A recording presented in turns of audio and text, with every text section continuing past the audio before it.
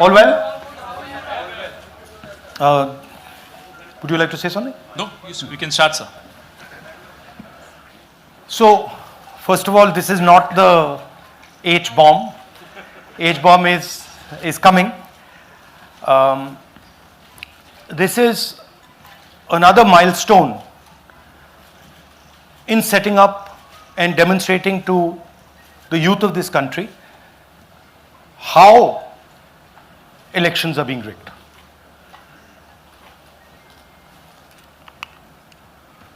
So I'm going to make a claim here, very strong claim,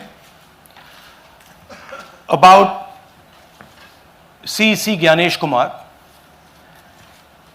And this is not something I'm saying lightly. I'm the leader of the opposition in the Lok Sabha. This is something I'm saying after solid proof that I'm going to show you, the youth of India, the people of India today. Proof that is black and white, absolutely clear, that the Chief Election Commissioner of India is protecting the people who have destroyed Indian democracy. I'm also going to show you the method by which votes are being added and deleted, and I'm going to show you how they are done, how that is done. In election after election, someone, some force, some group of people has been systematically targeting millions of voters for deletion across India. This is something that we've heard again and again and again. Different communities, mainly communities that are voting for the opposition, Dalits, Adivasis, minorities, OBCs, are specifically targeted. We had heard this many times, and now we found 100% proof of it. Please understand, I am not going to say anything on this stage that is not backed up by 100% proof. I am somebody who loves my country. I love my constitution. I love the democratic process, and I am protecting that process. And so I'm not going to say anything here that is not going to be based on 100% proof that you can determine. The burden of the judgment is yours. I am going to lay the proof in front of you. You will see it and say, actually, this is pretty solid proof. Aland is constituency in Karnataka. 6,018 votes. Somebody tried to delete 6,018 votes. We don't know the total number of votes that were deleted in Aland in the 23 election. They are much higher than 6,018. But somebody got caught deleting 6,018 votes. And it was caught, like most crimes, by a coincidence. What happened was, the booth level officer there noticed that her uncle's vote was deleted.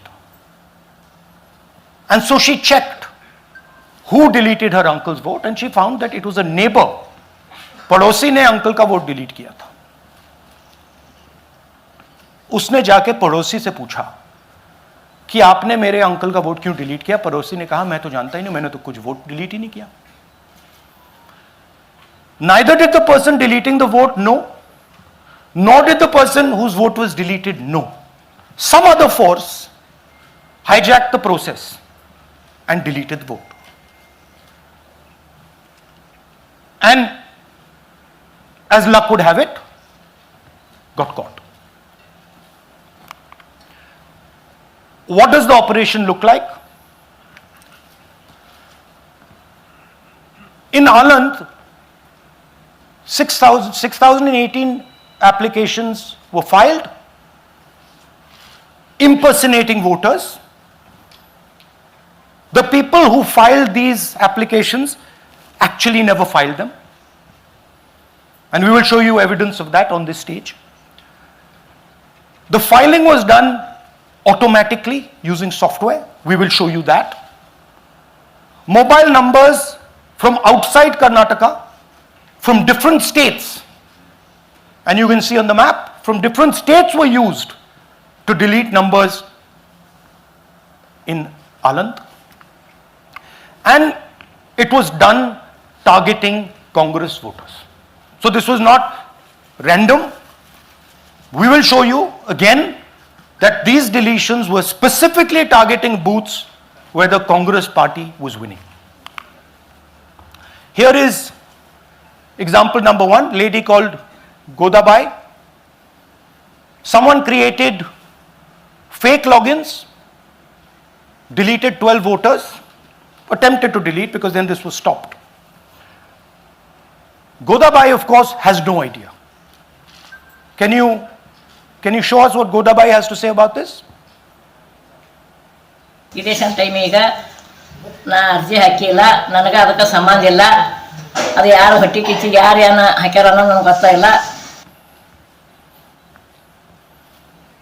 So she has no idea. These were the cell phone numbers that were used to delete these people. These are not from Karnataka. These numbers are from different states. You can see here.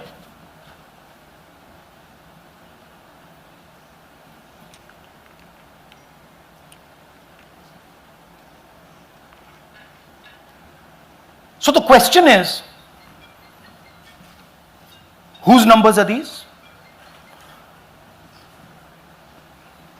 How were they operated? Where were they operated from? Who generated the OTPs to disturb the process? Now these are questions that arise out of this. Here's example 2, Suryakant. This gentleman apparently deleted 12 voters in 14 minutes. He filled 12 deletion forms in 14 minutes. I'd like you to meet him. He's here. That's one of the people. That's one. Namaskar bhi aiye. Babita Chaudhary is one of the votes that he is supposed to have deleted. Aiye bhaiya. He is supposed to have deleted. This is the gentleman. ये इनका vote delete किया जा रहा था. ये कर रहे थे. इनसे आप पूछिए. बताइए. That's our candidate. हाँ. कन्नड़ा में बोलिए. ನನ್ನ ಹೆಸರು ಸೂರ್ಯಕಾಂತ್ ಗೋವಿನ. ನಾನು ಸರ್ಸಂಬ ಗ್ರಾಮದಲ್ಲಿ ಇದ್ದೆ. ನನಗೆ ನಾಲೆಜ್ ಕೇಳದೆ ನನ್ನ ಹೆಸರು ಮೇಲೆ 9 ಜನರ ಲಿಸ್ಟನ್ನು ಡಿಲೀಟ್ ಮಾಡಿದ್ದಾರೆ. ಅದು ಯಾಕಂತ ಇವರು ನನಗೆ ಬಂದು ಕೇಳಿದರು, ನಮ್ಮ ಹೆಸರು ನೀವು ಯಾಕೆ ಡಿಲೀಟ್ ಮಾಡಿದ್ರಿ ಅಂತ. ಅದಕ್ಕೆ ನಾನು ನಮ್ಮ ಸಾಹೇಬ್ರಿಗೆ ಹೇಳಿದೆ, ನಾನು ಡಿಲೀಟ್ ಯಾರಿಗೂ ಮಾಡಿಲ್ಲ, ಅಪ್ಲಿಕೇಶನ್ ಕೊಟ್ಟಿಲ್ಲ, ಆದರೂ ಡಿಲೀಟ್ ಆಗ್ಯದ ಅದು ನೋಡ್ರಿ ಅಂತ. ಹಾಗಾಗಿ ತಹಶೀಲ್ದಾರ್ಗೆ ಹೋಗಿ ಕಂಪ್ಲೇಂಟ್ ಕೊಟ್ವಿ. ಮತ್ತು ಕಮಿಷ್ನರ್ ಇದು ನಮ್ಮ ಜಿಲ್ಲಾ ಎಲೆಕ್ಷನ್ ಒಂದು ಇದಕ್ಕೆ ಕಂಪ್ಲೇಂಟ್ ಕೊಟ್ವಿ. ನನ್ನ ಹೆಸರು ಮೇಲೆ 12 ಜನರದು ಡಿಲೀಟ್ ಮಾಡಿದ್ದು ನಿಜ ಇರ್ತದೆ. थोड़ा ट्रांसलेट कर लीजिए. मेरे नाम पे 12 लोगों का नाम डिलीट किया गया है.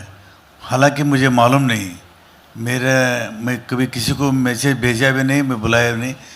ये बबीता आके पूछने से पता चला कि मैंने मेरे फ़ोन से ऐसा मैसेज दिया, लेकिन असल में मैंने किसी को भी मैसेज नहीं किया. आप कुछ कहेंगे? नहीं, ठीक है. Thank you. Thank you. Third example, Nagaraj. 2 applications filed and submitted in 36 seconds. Please try and fill these forms and see how long it takes you. Try and fill. And I ask the youth of India, try it. Try and fill the form, 2 forms in 36 seconds.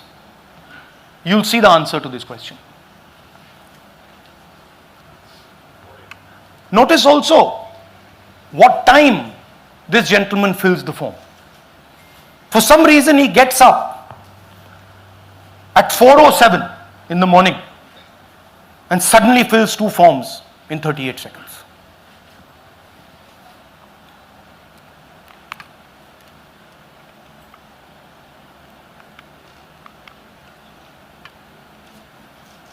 Now let's talk about how this is being done and why I'm saying and we are saying that this is being done in a centralized manner, and this is being done not using individuals but using software.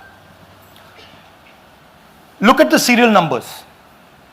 Serial number 1, serial number 1, serial number 1, serial number 1. Serial number 1 means that this is the first person whose name, this is the first name in the booth. So a software is picking up the first name in the booth and using it to delete voters.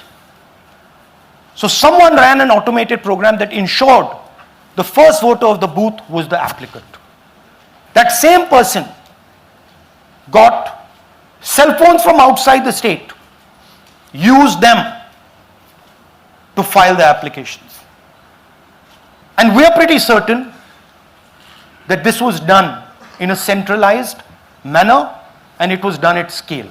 This was not done in a, at a worker level. This was done at a call center level. Okay? Targeted deletions in strong Congress booths. The top 10 booths with maximum deletions are Congress strongholds. Congress won 8 other 10 booths in 2018. This was not a coincidence. This is a planned operation. Now, let's come to why I'm making such a direct accusation about this gentleman, Gyanesh Kumar. There is an ongoing investigation on this matter in Karnataka. The CID of Karnataka has sent 18 letters in 18 months. 18 letters in 18 months to the Election Commission. And they have asked the Election Commission for some very simple facts. Number 1, give us the destination IP from where these forms were filled. Number 2, give us the device destination ports from where these applications were filed. And number 3, most important, give us the OTP trails, because when you file, you have to get an OTP. 18 times in 18 months. The CID of Karnataka has written to the Election Commission for this. And they are not giving it. Why are they not giving it? Because this will lead us to where the operation is being done from. And we are absolutely convinced where this is going to lead. I'll give you a little bit of the chronology. FIR is filed February 23. Karnataka CID writes to ECI requesting all details of these numbers and these transactions almost immediately in March. In August, EC gives a reply, doesn't fulfill any of the demands, and doesn't give us the information. Doesn't give the CID of Karnataka the information that will lead them to their destination. January 24, Karnataka CID writes to ECI again and says, please send us full information. No answer. Karnataka CID by September 25, last letter went in September 25, has written 18 reminder letters. While this is going on, the CEC of Karnataka writes to the Election Commission in Delhi and says there is a matter, please provide this information. And the CC of Karnataka multiple times asks the Election Commission. No answer. Now this is absolute solid proof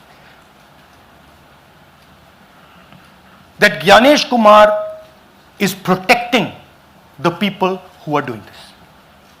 This is also absolute solid proof, what I've shown you, that this is being done in a centralized way, this is being done at scale, and this is being done using large resources. Question is, who is the someone? And the answer is with the EC today. The Election Commission of India knows who is doing this. And I want every single youngster in India to know that they are attacking this. And this is your future. When they are not giving this information, they are defending the murderers of our democracy. And it is important that every youngster knows this. Your jobs, your future, your aspirations all come from this instrument. And the Chief Election Commissioner, Mr. Gyanesh Kumar, is not telling the CID of Karnataka who is doing this. This is not an isolated case. There are many such cases. Here is another one. Maharashtra, Rajora, same idea. 6,850 targeted voters added. Anand we caught deletions, Rajora we caught additions. But the basic idea is the same. Phones from outside, people who are supposed to have added voters don't know that they've added voters, people who have deleted voters don't know that they've deleted voters. You can see, you might remember that, those names there, JW, JW, JW, JW from the last presentation. Same model. So it's the same system that is doing this. It's doing it in Karnataka, it's doing it in Maharashtra, it's done it in Haryana, it's done it in UP, and we have proof of all of it.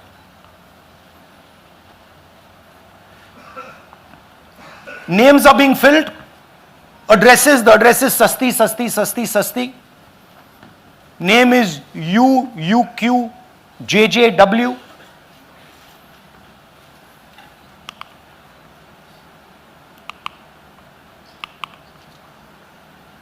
So, what are we saying here? That the Chief Election Commissioner of India, Gyanesh Kumar, needs to stop protecting the people who are destroying Indian democracy. We have given you 100% bulletproof proof here. It cannot be doubted, you have seen it with your own eyes. Right? EC has to release this data of these phones, these OTPs, within a week. Otherwise, we will know for sure that Gyanesh Kumar is protecting the people who are destroying and attacking the constitution. Thank you. धन्यवाद पीठ हिंदी में बोले? हिंदी का नहीं, reverse कर दीजिए, पूरा हिंदी में बोल देता हूँ, पूरा हिंदी में। देखिए, ये एच बॉम्ब तो नहीं है, एच बॉम्ब आ रहा है, हाइड्रोजन बॉम्ब आ रहा है। ये एक और उदाहरण है वोट चोरी का। पिछली बार मैंने आपको एडिशंस के बारे में बताया था, ये हम आपको डिलीशंस के बारे में दिखा रहे हैं, और सबूत के साथ हम आपको दिखाएंगे कि ये जो डिलीशंस हुए हैं ये सेंट्रलाइज तरीके से कॉल सेंटर के प्रयोग करके, सॉफ्टवेयर के प्रयोग करके किए गए हैं।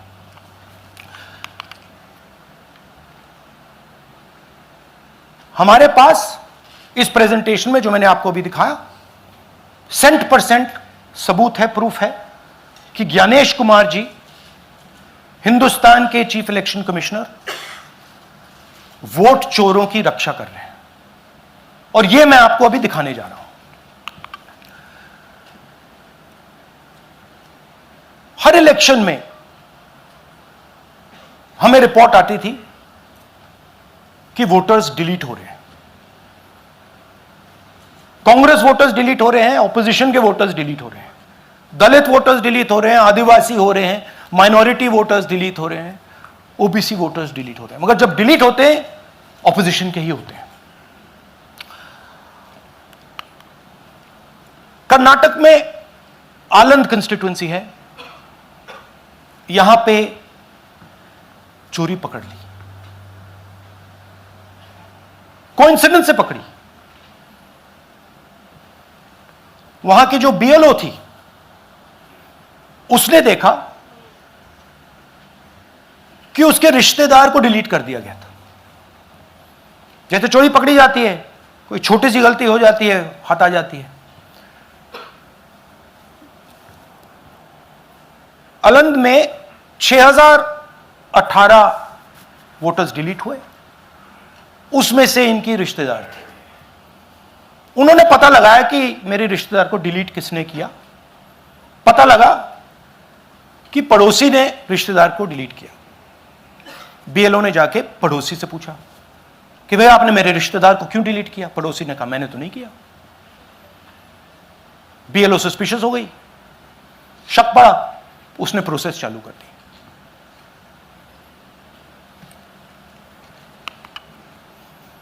पता क्या लगा कि कोई ना कोई, किसी ने अलंद में वोटर डिलीशन सिस्टमैटिकली ऑर्गेनाइज तरीके से, सेंट्रलाइज तरीके से किया। हमें यह नहीं मालूम कि आलंद में कितने वोटर डिलीट हुए, क्योंकि इससे बहुत ज्यादा हो सकते हैं। 6000, तकरीबन 6000 पकड़े गए, उस पर इन्वेस्टिगेशन हो गया। क्या पता लगा कि फाइलिंग ऑटोमेटिकली ऑनलाइन हो रही है। मोबाइल नंबर्स कर्नाटक के नहीं यूज हो रहे, मोबाइल नंबर्स दूसरी स्टेट्स के यूज हो रहे हैं। इनफैक्ट कर्नाटक के नंबर थे ही नहीं उसमें। मतलब आप दिल्ली में बैठे डिलीट कर रहे हो, आपका नंबर तमिलनाडु का है। आप गुड़गांव में डिलीट कर रहे हो, आपका नंबर झारखंड का है। और जब हम चेक कर रहे हैं कि भैया आपका नंबर है, तो आपका नंबर है ही नहीं, किसी और का नंबर है। और टारगेट करके कांग्रेस वोटर्स को डिलीट किया गया। ये गोदाबाई जी हैं, इनके नाम पर 12 वोटर्स डिलीट किए गए। इनको मालूम ही नहीं, इनको पता ही नहीं कि इन्होंने 12 वोटर्स डिलीट किए। दिखाइए जरा।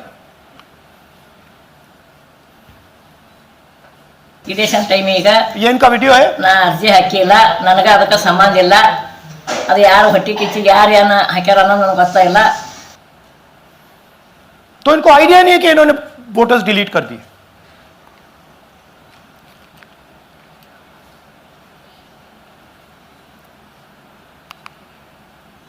ये सारे के सारे जो नंबर्स हैं, ये कर्नाटक के नंबर्स नहीं हैं, ये अलग अलग स्टेट्स के नंबर्स हैं। और इन नंबर्स को आप फोन करके देखिए, रिप्लाई नहीं आता है।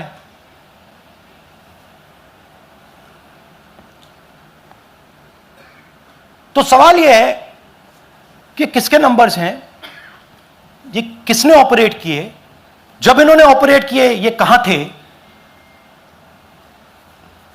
आईपी एड्रेस क्या था, ओटीपी कैसे जनरेट हुआ, कहां गया, यह सवाल है। यह दूसरा उदाहरण, सूर्यकांत जी जो अभी स्टेज पे आए थे, इन्होंने 12 वोटर्स को 14 मिनट में डिलीट कर दिया। आप फॉर्म भरने की कोशिश कीजिए, डिलीशन फॉर्म भरने की कोशिश कीजिए, देखिए और जब हमने इनसे पूछा कि भैया आपने ये कैसे किया, वो कहते हैं मैंने तो नहीं किया, मैं तो जानता ही नहीं हूं।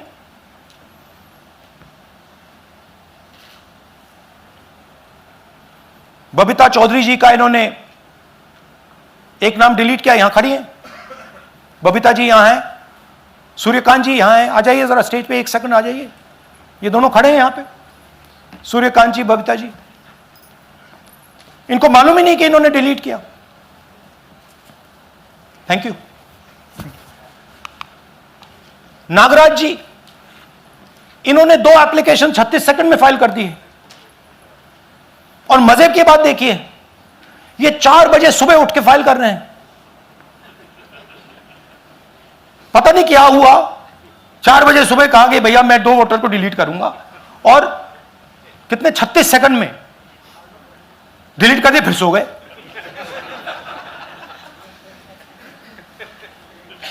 हमारी माइंड में पहले सवाल था कि क्या इलेक्शन कमीशन भी सो रहा है, मगर नहीं, सोया कोई नहीं है, जगे हुए हैं, सिस्टमैटिकली मदद हो रही है। यह देखिए दूसरी बात, जो भी डिलीट कर रहा है वोटर लिस्ट में उसका सीरियल नंबर 1 है। मतलब जो भी वोटर लिस्ट में पहले नंबर पे आता है वही डिलीट कर रहा है। 5वें नंबर वाला, 7वें नंबर वाला, 10वें वाला कोई नहीं कर रहा। तो हो क्या रहा है, सॉफ्टवेयर से यह काम किया जा रहा है। सॉफ्टवेयर प्रोग्राम कह रहा है पहला नाम निकालो और इसका प्रयोग करके डिलीट करो। टारगेटेड डिलीशंस हो रहे हैं। कांग्रेस पार्टी पर आनंद में अटैक किया। टॉप 10 बूथ्स जहां सबसे ज्यादा कांग्रेस की स्ट्रेंथ थी वहां टारगेट किया। और 2018 में पिछले इलेक्शन में 10 में से 8 बूथ कांग्रेस पार्टी जीती थी, और इन 8 में से इन्होंने 6000 लोग उड़ाने की कोशिश की। ये कोइंसिडेंस नहीं था, ये प्लान था, और ये सेंट्रलाइज तरीके से किया जा रहा है। अब मैंने बहुत बड़ी बात बोली, चीफ इलेक्शन कमीशन के बारे में मैंने बोला कि यह व्यक्ति वोट चोरों की रक्षा कर रहा है। जो भी मैं यहां बोल रहा हूं 100% प्रूफ के साथ, सबूत के साथ बोल रहा हूं, और मैं अभी आपको दिखाना चाहता हूं कि मैं ये शब्द क्यों बोल रहा हूं और किस बेसिस पे बोल रहा हूं। आपको अपनी आंखों से यह दिखेगा। कर्नाटका सीआईडी ने केस चालू किया कि वोटर कौन है, ये फोन किसके हैं, ये आईपी एड्रेस क्या है, ओटीपी कहां गया, इन चीजों के बारे में इन्वेस्टिगेशन शुरू होती है। कर्नाटक सीआईडी ने हिंदुस्तान के इलेक्शन कमीशन को 18 चिट्ठियां लिखी हैं। हमें आप यह इंफॉर्मेशन दीजिए, बिल्कुल क्लियर है, डेस्टिनेशन आईपी दीजिए, डिवाइस डेस्टिनेशन पोर्ट दीजिए, ओटीपी ट्रेल्स दीजिए, फोन नंबर्स दीजिए, फोन नंबर्स के मालिकों के नाम दीजिए। क्लियरली पूछा है, नो आंसर। 18 चिट्ठी CID Karnataka, no answer from chief election commissioner, no answer from election commission. Timeline देखिए,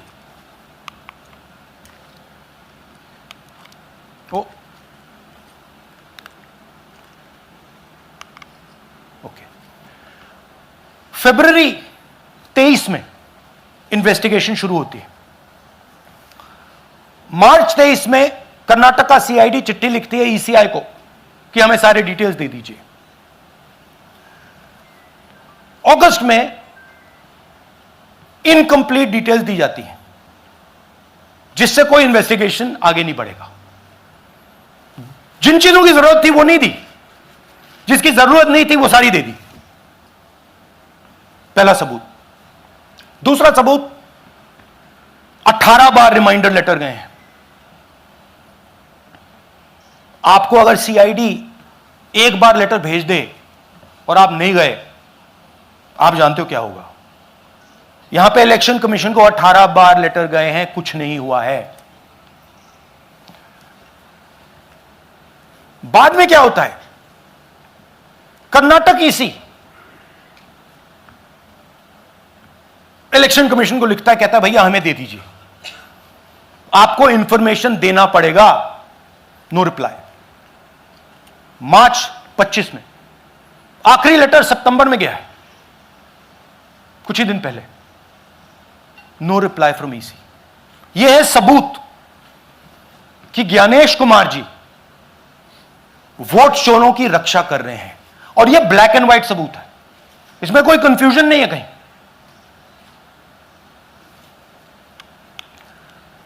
तो सवाल उठता है, ये है कौन जो सेंट्रलाइज तरीके से कॉल सेंटर के प्रयोग से, सॉफ्टवेयर से अलग अलग प्रदेशों में वोट डिलीट कर रहे हैं, ऐड कर रहे हैं? इलेक्शन कमीशन जानता है, ज्ञानेश कुमार जी जानते हैं। अच्छा, ये सिर्फ आनंद में नहीं हुआ, ये अलग अलग कंस्टिट्यूएंसीज में हुआ है। आनंद में लीगल प्रोसेस चालू हो गई, पकड़ लिया। यहां महाराष्ट्र में उसी मोडस ऑपरेंडी से, उसी सिस्टम से यहां पे वोट ऐड हुए हैं। आनंद में डिलीट, रजौरा में एडिशन, 6850। आपको याद होगा पिछले प्रेजेंटेशन में मैंने आपको नाम दिखाए थे, ये देखिए वही नाम यहां है। वही सिस्टम महाराष्ट्र में चल रहा है जो कर्नाटक में चल रहा था। नाम वैसे ही है, जेडब्ल्यू जेडब्ल्यू जेडब्ल्यू, पता वैसा है, जेडब्ल्यू जेडब्ल्यू, नाम यू ऐसे किसी ने टाइप करके लगा दिया। तो जो ये काम कर रहा है, ये उत्तर प्रदेश में, हरियाणा में, बिहार में, कर्नाटक में, महाराष्ट्र में वही कर रहा है।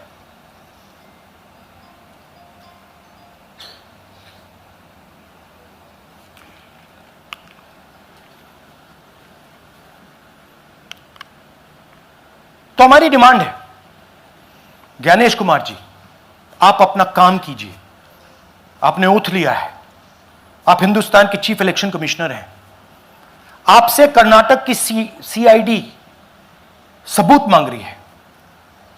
आप कर्नाटक की सीआईडी को यह सबूत 1 सप्ताह के अंदर दे दीजिए, नहीं तो पूरा हिंदुस्तान के सारे युवा इस बात को एक्सेप्ट करेंगे कि आप हिंदुस्तान के कॉन्स्टिट्यूशन, हिंदुस्तान के संविधान की हत्या में शामिल हो, हिंदुस्तान के संविधान की रक्षा नहीं कर रहे हो, और वोट चोरों की आप मदद कर रहे हो। Thank you. और थोड़ी देर में हम आपको हाइड्रोजन बॉम्ब दिखाने जा रहे हैं। नहीं, आज नहीं, थोड़ी देर में उसकी प्रिपरेशन चल रही है। क्योंकि हम देखिए, मैंने टीम से कहा है कि अगर मैं स्टेज पे जा रहा हूं, ब्लैक एंड व्हाइट प्रूफ नहीं होगा, मैं नहीं जाऊंगा। अगर ब्लैक एंड व्हाइट प्रूफ होगा, जो कोई मतलब उसको निगेट नहीं कर सकता, मैं जाऊंगा।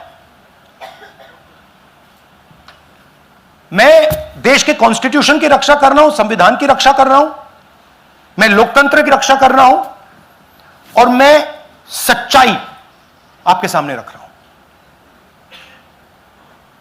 बहुत बहुत धन्यवाद, नमस्कार, जय हिंद। सर 3 सवाल। पीटीआई से संजीव चोपड़ा। या राहुल जी, दिस साइड। या राहुल जी इधर, हाँ, कहाँ है? To your right. हाँ, हेलो। राहुल जी, आज आपने नया खुलासा किया है कि कैसे वोट चोरी हो रही है। आपने पहले भी महादेवपुरा के बारे में बताया कि कैसे एडिशंस हो रही हैं, अब आपने बताया कैसे डिलीशंस हो रही हैं। लेकिन देखने में ये आ रहा है कि इलेक्शन कमीशन इस पे कोई एक्शन नहीं ले रहा, और आगे चल के वो तैयारी कर रहे हैं पूरे देश में एसआईआर लाने की। तो आप इस मुहिम को आगे कहां तक ले जाएंगे, और एसआईआर के बारे में क्या करने वाले हैं? देखिए, हम आपके सामने क्रिमिनलिटी रख रहे हैं। हमारा काम आपके सामने सच्चाई रखने का है, और हम रख रहे हैं। हिंदुस्तान में दूसरे इंस्टीट्यूशंस भी हैं, सिर्फ इलेक्शन कमीशन नहीं है, लीगल सिस्टम है, उनको भी इन चीजों को देखना चाहिए। यहां पे हम चीफ इलेक्शन कमिश्नर के बारे में ब्लैक एंड व्हाइट कह रहे हैं। आपने कहा कि हमने एडिशन डिलीशन दिखाया, पहले प्रेजेंटेशन में मैंने एडिशन दिखाया था, अब हमने डिलीशन दिखाया है, मगर हमने एक और चीज जोड़ दी है, एडिशन और डिलीशन का सिस्टम, उसका स्ट्रक्चर, उसका तरीका। और हमने यह दिखाया है कि जो डिलीट कर रहा है, जो ऐड कर रहा है, महाराष्ट्र में, कर्नाटक में, यूपी में, वो एक ही आदमी है, एक ही फोर्स है। हमने आपको वो एड्रेसेस दिखाए। Same system is being used in Maharashtra, is being used in Karnataka, is being used in Uttar Pradesh, is being used in Haryana. Same people are doing it. Say Siddharth, ANI। Sir, this side, sir. हाँ Sir, on your left, sir. हाँ On your left. This side, sir, on your left.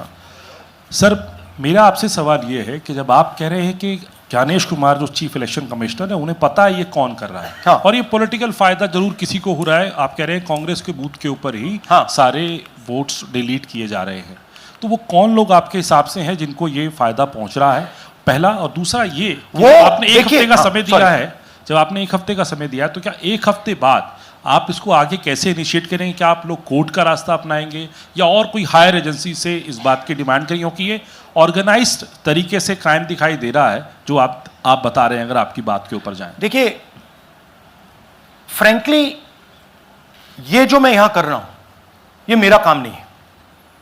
मेरा काम democratic system में participate करने का है। मेरा काम डेमोक्रेटिक सिस्टम की रक्षा करने का नहीं है। वो काम हिंदुस्तान के इंस्टीट्यूशंस का है। वो काम वो नहीं कर रहे हैं, इसलिए मैं कर रहा हूं। अब मैं आपको यह कह सकता हूं कि हमने आपको 2 बार सबूत दिखाया है, और जब हम ये प्रेजेंटेशंस खत्म करेंगे, इसमें लगेंगे 2-3 महीने, जब हम ये खत्म करेंगे, आपके माइंड में कोई डाउट नहीं होगा कि हिंदुस्तान में state after state, Lok Sabha after Lok Sabha चोरी हो रही है। तो मेरा काम सच्चाई दिखाने का है। मैं हिंदुस्तान की जनता को, हिंदुस्तान के युवाओं को सच्चाई दिखा सकता हूं। यह मेरा काम है। उनकी जो इंटरेस्ट है, क्योंकि ये जो कॉन्स्टिट्यूशन है, ये हिंदुस्तान की जनता का रखवाला है, प्रोटेक्टर है, और मैं इसकी प्रोटेक्शन कर रहा हूं। इसकी प्रोटेक्शन करने का काम हिंदुस्तान के इंस्टीट्यूशंस का है, हिंदुस्तान के ऑपोजिशन लीडर का नहीं है, मगर इंस्टीट्यूशंस नहीं करने हैं। अच्छा, एक इंटरेस्टिंग बात आई है जो मैं आपको बताना चाहता हूं कि इलेक्शन कमीशन के अंदर से हमें मदद मिलनी शुरू हो गई है। मैं साफ बोल देता हूं, इलेक्शन कमीशन के अंदर से, पहले नहीं हो रहा था, अब इलेक्शन कमीशन के अंदर से इंफॉर्मेशन आ रही है। यह रुकेगा नहीं, यह रुक नहीं सकता है, क्योंकि हिंदुस्तान की जनता इस बात को एक्सेप्ट नहीं करेगी। एक बार हिंदुस्तान की जनता को, हिंदुस्तान के युवाओं को पता लग गया कि वोट चोरी हो रही है, उनकी शक्ति लग जाएगी। IANS से आलोक झा। इस तरह से नहीं प्लीज। IANS से आलोक झा। वो भी मैं आपको दिखा दूंगा, वो भी मैं आपको प्रूफ के साथ दिखा दूंगा, है हमारे पास। राहुल जी, हाइड्रोजन बॉम्ब में ब्लैक एंड व्हाइट है। मैं फाउंडेशन लगा रहा हूं, मैं फाउंडेशन क्रिएट कर रहा हूं, है हमारे पास। मैं स्टेज पे बिना प्रूफ के नहीं चढ़ूंगा, बता रहा हूं। राहुल जी आपने कहा, ऐसे ऐसे मत पूछिए please. Last question. Rahul ji, IANS से आलोक झा। राहुल जी इधर, आपने कहा आपके पास आलोक झा? इधर इधर सर, कहाँ हैं जी? हाँ, आपने कहा सर कि आपके पास पुख्ता सबूत है, ब्लैक एंड वाइट सबूत है, तो क्या अगर ईसीआई अभी जवाब नहीं देती है तो कोर्ट का रुख करेंगे, ये ऑप्शन है आपके पास, जाएंगे? देखिए मैंने कहा कि मेरा काम as opposition leader normal situation में मेरा काम ऑपोजिशन का रोल है, सरकार पे प्रेशर डालने का रोल है। मेरा काम हिंदुस्तान के लोकतंत्र को बचाने का नहीं है। मैं वो काम कर रहा हूं, इस स्टेज पे मैं वो काम कर रहा हूं। तो मेरी सोच है कि as a patriotic Indian, as somebody who loves India, who loves the constitution, it is my duty to put the truth in front of the people of India. अब अगर हिंदुस्तान के इंस्टीट्यूशंस कुछ करना चाहते हैं वो करेंगे, उनमें भी बहुत लोग हैं। जैसे मैंने आपसे कहा, मैं सरप्राइज हो रहा हूं, इलेक्शन कमीशन से लोग आ रहे हैं, इंफॉर्मेशन दे रहे हैं और बढ़ रहा है वो। क्या जब तक सीईसी ज्ञानेश कुमार अपने पद पर है, जैसा कि आप कह रहे हैं कि वो फ्री एंड फेयर इलेक्शन होने नहीं देंगे, तो तब तक इलेक्शन का मतलब क्या रह जाएगा? क्या आप इनको हटाए जाने के लिए आएंगे, इस्तीफा देने के लिए? हाँ, तो आप इमेजिन कीजिए, और ये शॉकिंग बात ये है बस अब कि ये अभी शुरू नहीं हुआ, ये 10-15 साल से चल रहा है। ये सिस्टम है, ये स्ट्रक्चर है। हिंदुस्तान की जो डेमोक्रेसी है वो हाईजैक हो गई है। I am shocked frankly. Democracy, brothers and sisters, democracy can only be saved by the people of India. Nobody else can save democracy. Rahul Gandhi can come here and say something and say this is the truth. But the people of India, who I believe in, who I love, can do it. The day the people of India realize that आपका जो लोकतंत्र है, आपका जो संविधान है, वो आपसे चोरी हो गया है, उस दिन काम हो जाएगा। Thank you. अब आप लोग अपने स्थान पर खड़े हो जाइए राष्ट्रगान के लिए। ये है इनकी डिटेल लिस्ट, देख लीजिए।